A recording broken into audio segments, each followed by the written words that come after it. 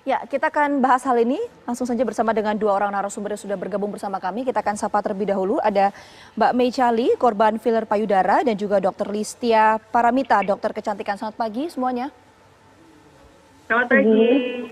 Ya, saya mau ke Mbak Mecha dulu. Mbak Mecha, bisa Anda ceritakan Ya. apa yang Anda alami terkait dengan filler payudara ini?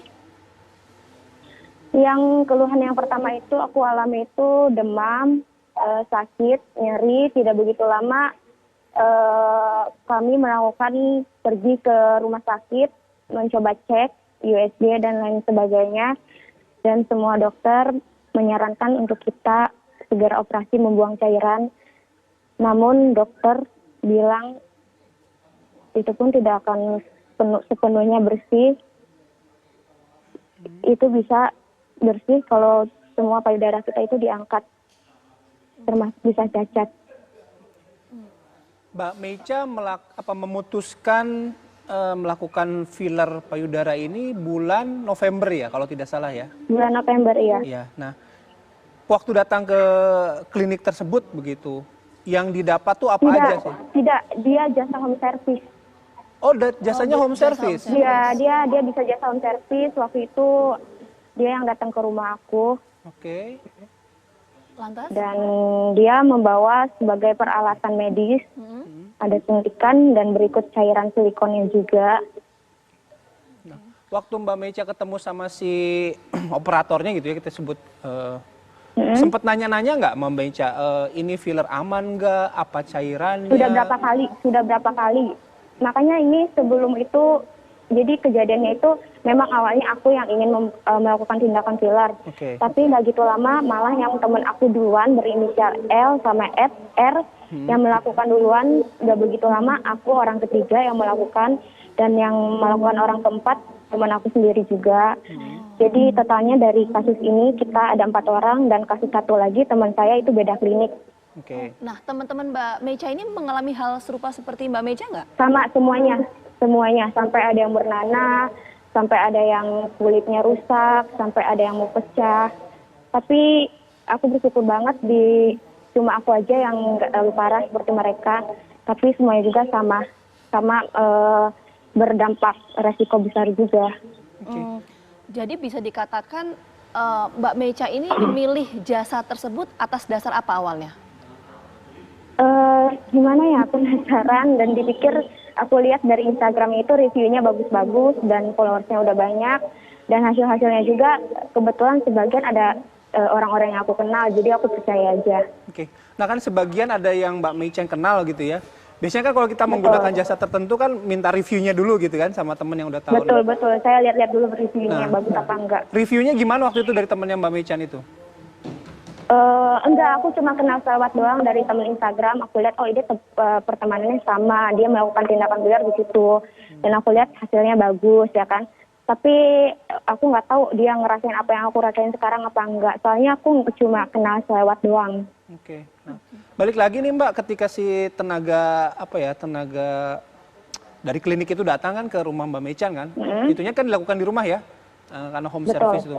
Mbak Mechan sendiri sempat nanya nggak, gini, ini filler prosedurnya berapa lama, cairan yang digunakan apa, kemudian harus kontrol mungkin berapa lama lagi gitu, nanya-nanya nggak soal itu? Ada nanya, dia bilang mungkin ketahanannya sampai 2-5 tahun si cairan fillernya, karena kata dia bilang ini cairan fillernya paling bagus punya, kental, terbuat dari kolagen, dari cairan HA apa gitu, aku lupa. Oke. Jadi dengan itu dan dia itu kasih kita resep obat untuk kita diminum biar katanya enggak rembes, biar enggak sakit, biar bekas suntikannya itu kering. Oke. Nah, itu prosedur itu dilakukan hanya sekali itu saja ya di rumahnya Mbak Mechan itu? Hanya sekali aja. Sebelumnya nggak ada diagnosis mungkin gini, ada penyakit bawaan yang mungkin ada resikonya atau diagnosa kesehatan lainnya? Nggak ada. Jadi menurut si klinik ini semua orang bisa melakukan itu? Iya, bisa. Oke. Nah, Mbak Mecha sempat menelusuri nggak atau mungkin mencari tahu mengenai legalitas dari jasa tersebut, kemudian para operatornya sempat mencari hal itu tidak? udah bertanya berkali-kali kepada dia aman atau tidak, ada sertifikat. Dia bilang kita ada sertifikat, katanya udah belajar, udah sekolah, udah bertahun-tahun, dan dia mengiming-imingkan juga anak saya sendiri pun sama memakai filler, dan dia sendiri pun memakai filler. Aku lihat sendiri pun memang hasilnya bagus. Yang dia pakai tuh bagus. Oke. Kalau boleh tahu berapa sih Mbak harganya Mbak? Itu tergantung cc ya, dari harga cc kecil itu sekitar 4,5 juta sampai 10 juta. Kalau aku pakai cc yang kecil. Oh, jadi sekitar 4 jutaan ya? 4 juta sampai 10 juta ya range harganya ya? Ya, Nah, perawatan yang Mbak Mecha selama ini lakukan menghabiskan biaya berapa? semuanya totalnya banyak. Mungkin kalau dikumpulin ratusan juta, masing-masing ratusan juta sih. Oke, jadi biaya untuk filler yang 4 juta, perawatannya bisa sampai Lebih 100 mahal. juta ya? Oke. Oke. Lebih mahal. Nah, saya mau ke Dokter Mita kalau gitu. Dokter Mita, kalau di dalam dunia medis, ini filler payudara ini seperti apa? Apakah memang diperbolehkan? Aplikasinya seperti apa sih, Dokter Mita? Jadi begini, filler payudara itu sudah dilarang. Saat ini itu dilarang. Tidak boleh dikerjakan lagi. Dokter-dokter, spesialis kulit, spesialis bedah plastik tidak ada yang mengerjakan filler payudara. Filler payudara sekali lagi dilarang. Dulu banget, mungkin puluhan tahun silam sebelum tahun 2000 ya, ini masih dikerjakan. Tapi kan ilmu kedokteran itu berkembang terus. Ya. Ketika diketahui kemudian ternyata suatu prosedur efek samping atau komplikasinya itu sangat banyak, maka kemudian ditinjau ulang. Setelah dilihat lagi, oh ternyata kok komplikasinya banyak banget ya. Gitu. Kemudian di tahun 2000-an itu sudah di-ban. Eropa nggak boleh, Amerika nggak boleh, Jepang juga tidak approve tindakan ini, Singapura tidak approve, China tidak approve, Korea tidak approve. Banyak negara, bahkan mungkin hampir seluruh dunia, sudah melarang tindakan ini. Karena ini adalah tindakan yang berbahaya, komplikasinya banyak. Gitu. Tapi bagaimana dengan di kalau Indonesia sendiri, Dokter Mita? Di Indonesia sama, nggak ada yang di-approve. Filler payudara itu bukan tindakan yang legal untuk dikerjakan karena sudah dilarang. Saya pun nggak pernah ngerjain gitu, karena tidak ada ilmunya. Gitu. Karena tadi dilarang ya, ilmunya kalau orang bilang, ada yang bilang, oh tapi dulu boleh, iya dulu boleh. Tapi itu sudah ilmu usang, sudah obsolete gitu kalau kita bilang ya. Ilmu yang sudah usang dan sudah diperbarui, sekarang aturannya adalah nggak boleh. Filler payudara itu tidak boleh.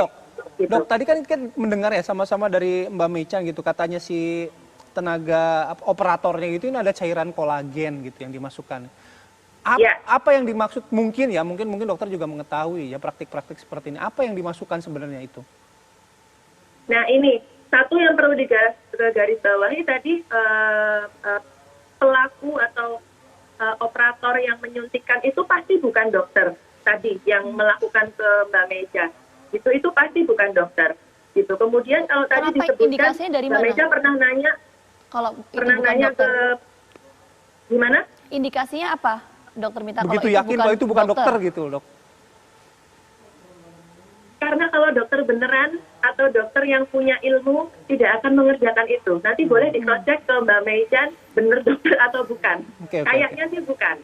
Gitu. Memang bukan. Ya. Kemudian tadi kalau Mbak Mecha bilang 2-5 tahun bertahannya, kemungkinan besar itu bukan hyaluronic acid loh. Gitu. Karena apa? Hyaluronic acid yang beneran kita masih pakai. Tapi maksimal paling lama itu 18 bulan pasti sudah habis.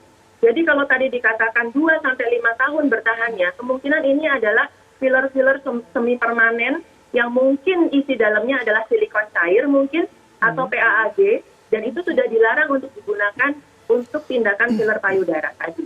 Gitu. Karena resikonya besar sekali. Resiko infeksi berulang besar sekali, makanya keluhan yang dialami teman-teman korban juga bernanah gitu kan, bengkak, bernanah, sakit, nyeri, ya itu karena ada infeksi berulang itu. Kemudian kalau mau kita melihat lagi apa komplikasi yang lebih lanjut, itu bisa terjadi sumbatan di pembuluh darah gitu. Payudara wanita itu penuh banget dengan kelenjar dan pembuluh darah seliweran di situ. Nah, kalau si fillernya ini salah masuk sampai ke pembuluh darah, itu bisa terjadi sumbatan, ya, bisa menyebabkan emboli, kemudian bahkan bisa masuk ke pembuluh darah besar, bisa menyebabkan stroke, bisa menyebabkan kematian. Gitu. Jadi Jangan main-main dengan tindakan yang sangat berbahaya ini. Sudah, nggak usah. Filler payudara Oke. dilarang. Baik, nanti kita lanjut lagi ya Dokter Mita sama Mbak Mechan ya. Kami harus jeda terlebih Iya. dahulu. Apa kabar Indonesia Pagi akan kembali sesaat lagi.